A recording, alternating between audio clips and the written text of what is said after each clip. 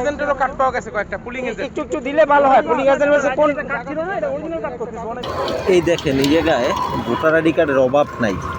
কোথা থেকে আসছে, কিভাবে আসছে, কোনো নাম ঠিকানার কোনো ইয়া নাই।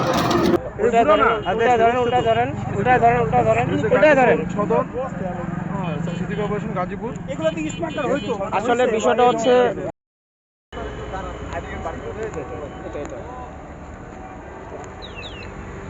প্রায় 5 বস্তা আরো প্রায় 10 বস্তার মতো কার্ড নিয়ে গেছে, অন্যান্য কেউ সরাই গেছে। এখানে ফতুল্লা মডেল থানার ওসি শরীফুল হক এবং হচ্ছে উপজেলা নির্বাচন কর্মকর্তা তাসিনুর রহমান সহ এই স্বেচ্ছাসেবক দলের নারায়ণগঞ্জ জেলা যুগ্ম আহ্বায়ক নাজমুল ইসলাম বাবু এই কার্ডগুলো উদ্ধার করেছে।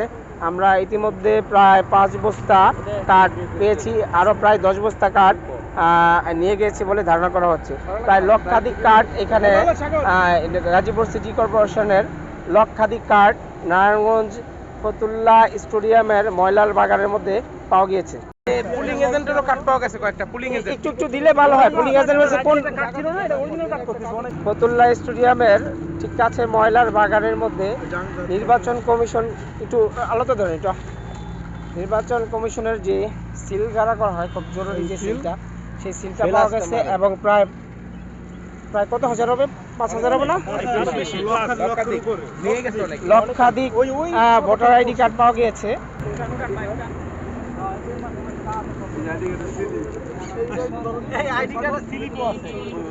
স্লিপের নামটা দেখেন, কি নামটা দেখেন।